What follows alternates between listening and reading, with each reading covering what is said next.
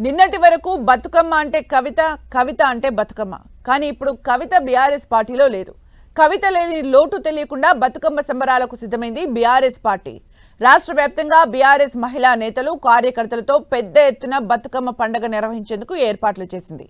అంతేకాదు ఈ సంబరాల్లో కాంగ్రెస్ ప్రభుత్వ వైఫల్యాలను ఎండగట్టేలా ప్రత్యేకంగా బతుకమ్మ పాటల్ని కూడా రూపొందించింది గులాబీ పార్టీ.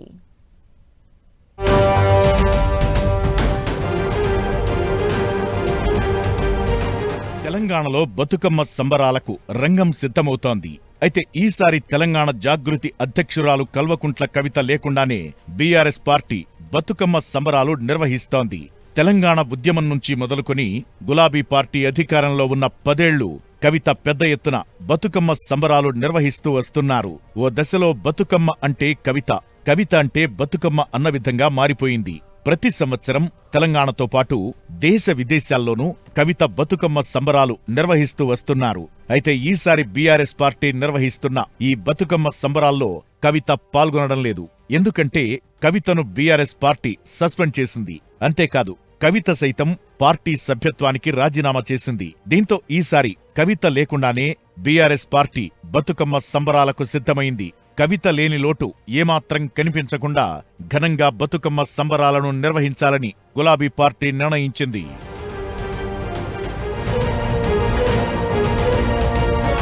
ఇక ఈసారి బతుకమ్మ పండుగలో కాంగ్రెస్ ప్రభుత్వ వైఫల్యాలను ఎండగట్టేందుకు బీఆర్ఎస్ నేతలు సిద్ధమయ్యారు. ఇందుకోసం రేవంత్ సర్కార్ ఇచ్చిన హామీలను ప్రశ్నిస్తూ బీఆర్ఎస్ పార్టీ 3 బతుకమ్మ పాటలను రూపొందించింది. 6 గ్యారంటీల నుంచి మొదలుకొని ఇతర హామీలు ఏమయ్యాయంటూ కాంగ్రెస్ ప్రభుత్వాన్ని ప్రశ్నిస్తూ బతుకమ్మ పాటలను ప్రజల్లోకి తీసుకెళ్లేలా బీఆర్ఎస్ ప్లాన్ చేసింది.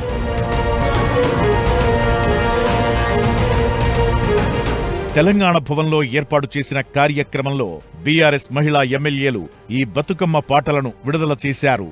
ఈ నెల 21న పార్టీ తెలంగాణ భవన్లో ఎంగిలిపూల బతుకమ్మతో మొదలుపెట్టి రాష్ట్రమంతా రేవంత్ సర్కార్ను ప్రశ్నిస్తూ బతుకమ్మ సంబరాలను నిర్వహించనుంది. మరి బీఆర్ఎస్ ప్లాన్ వర్కౌట్ అవుతుందా? బతుకమ్మ పాటలతో కాంగ్రెస్ ప్రభుత్వ వైఫల్యాలను ప్రజల్లోకి తీసుకెళ్తుందా? చూడాలి.